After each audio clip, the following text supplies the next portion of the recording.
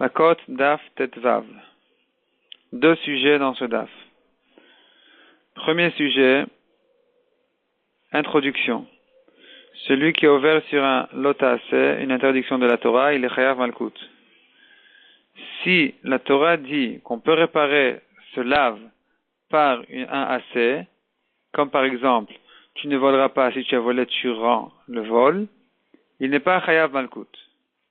La Gemara se pose la question, quel est le din dans un cas où la Torah a dit une mitzvah lotase, tu n'as pas le droit de faire ainsi, et la Torah en réalité dit qu'il y a une mitzvah tassé qui est indépendante du lave. On peut accomplir la mitzvah tassé même si on n'a pas transgressé le lave. Est-ce qu'il est chayav malkout ou pas? Vient Rabbi Yochanan et dit, il est chayav malkout. Tout le tassé, il est chayav malkout, même si la Torah a dit qu'on peut accomplir le assez avant de transgresser le lave. Donc si la Torah avait dit qu'après avoir transgressé le lave, il peut accomplir le assez, effectivement il a réparé le lave et il n'est pas loqué.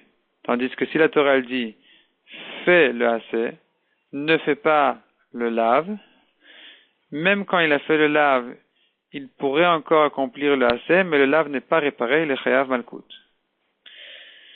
La Gemara donne un exemple.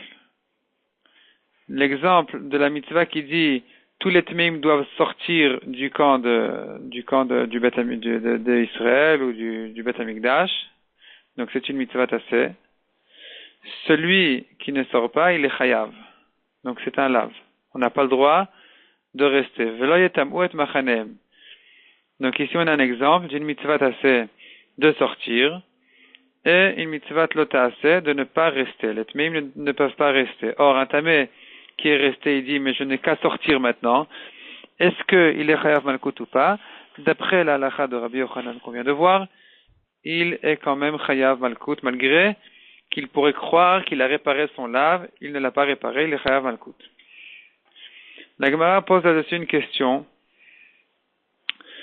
La Gemara ramène un exemple où on voit que quelqu'un avait une mitzvah tassé et un lave, et il n'est pas loqué. C'est le cas du Onès, donc qui a fait une avéra avec une fille, une femme. Il a forcé à faire une avéra avec lui. Et la Torah lui donne une mitzvah tassé de se marier avec elle, évidemment si elle n'était pas mariée, de se marier avec elle, et il a une mitzvah lo tassé de ne pas la divorcer. S'il a divorcé, il peut se remarier avec elle et il est pas tour de malkout. Donc de là on voit le contraire de ce qu'on a dit tout à l'heure. De là on voit que une mitzvah tassé qui précède le lave, marie-toi avec elle, ne la divorce pas. S'il accomplit la mitzvah tassé après l'avoir divorcé, il est pas tour de malkot. Alors que d'après Rabbi Yochanan on a vu qu'il est chayav malkot. La Gemara essaye de répondre, propose une réponse.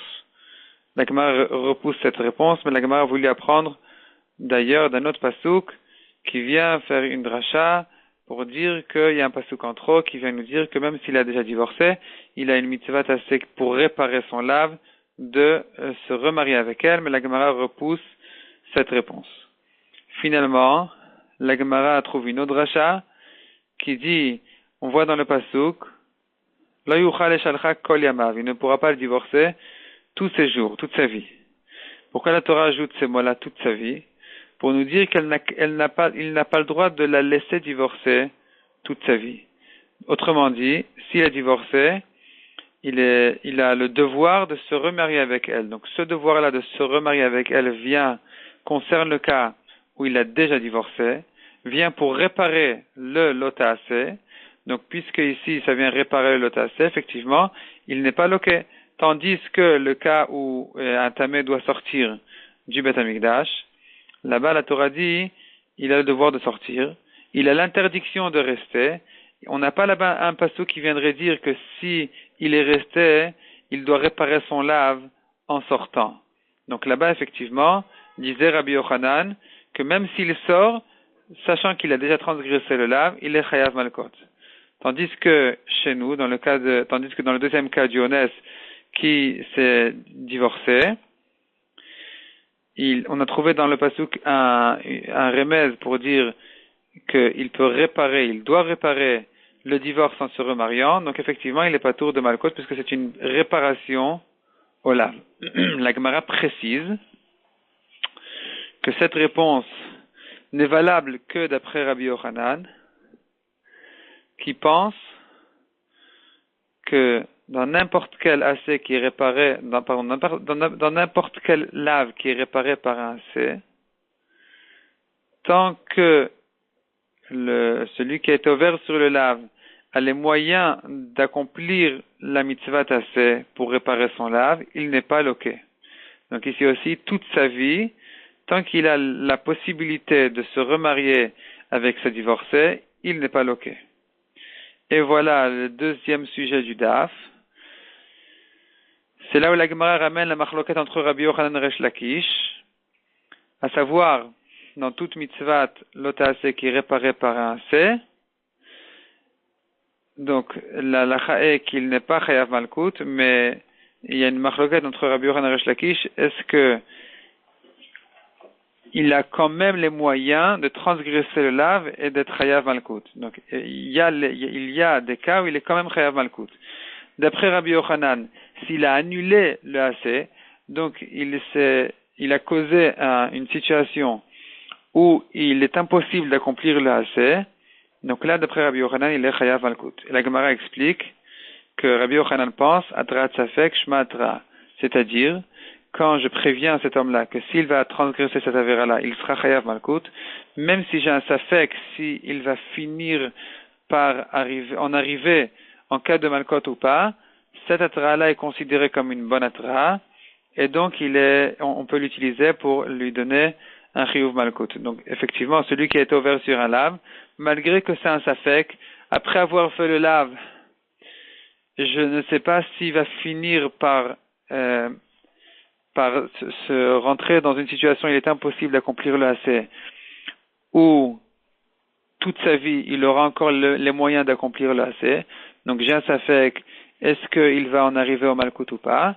D'après Rabbi Yochanan, c'est une bonne atra, et effectivement, il finira par être à malkout s'il a fait un maasé pour annuler la possibilité d'accomplir le AC. Tandis que d'après Resh Lakish, celui qui a été ouvert sur un lave, donc celui qui a commis une avéra, il a les moyens de la réparer avec un AC, mais le Bedin lui dit soit tu accomplis le AC tout de suite, soit tu es chayav malkout. D'après Resh Lakish, atrat safek ena atra. Donc quand on avertit cet homme-là avant de faire l'avéra, sache que si tu fais cette avéra-là, tu seras chayav malkout. Il faut que la atra soit valable immédiatement. C'est-à-dire que dès qu'il est ouvert sur le lave, il est chayav malkout. Mais pas qu'on reste dans un safek, à savoir est-ce qu'il va finir par se mettre dans une situation où il ne peut plus accomplir le AC ou pas, ou toute sa vie, il reste dans ce safek-là. Dès qu'il est ouvert sur le lave, il est déjà tout de suite chayav malkout. Simplement, on lui donne une chance de réparer le lave en accomplissant le AC.